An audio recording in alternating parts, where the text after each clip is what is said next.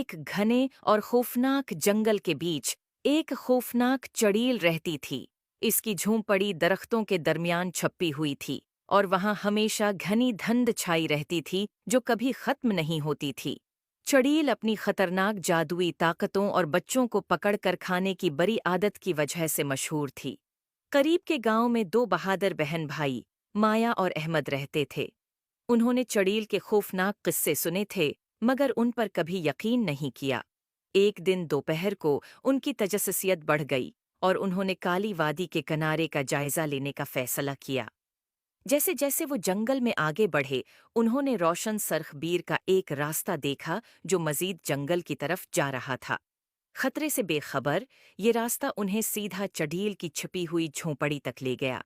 चढ़ील अपने लंबे उलझे हुए बालों और तारीक गहरी आंखों के साथ सायों में छिपी हुई उन्हें देख रही थी और उसके चेहरे पर एक मकरुआ मुस्कुराहट थी। उसने एक जादू किया जिससे उसकी झोंपड़ी का दरवाजा खटाक से खुल गया। आओ अंदर आओ प्यारे बच्चों, चुड़ील ने एक मीठे अंदाज में कहा। मेरे पास मज़ेदार मिठाइयाँ और जादुई चीज़ें हैं जो तुम्हें दिखाऊंगी। मिठाई के लालच में माया और अहमद अंदर चले गए। झोंपड़ी के अंदर उन्हें एक मेज़ मिली जो हर किस्म की मिठाइयों से भरी हुई थी। जैसे ही उन्होंने खाना शुरू किया उन्हें शदीद नींद आने लगी। चड़ील ने मिठाइयों पर जादू किया था कि वो उन्हें सलाह दें।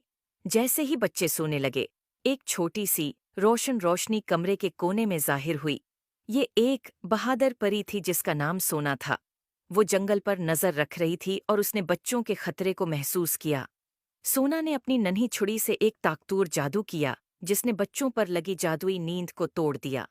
माया और अहमद जाग गए, हैरान लेकिन महफूज थे।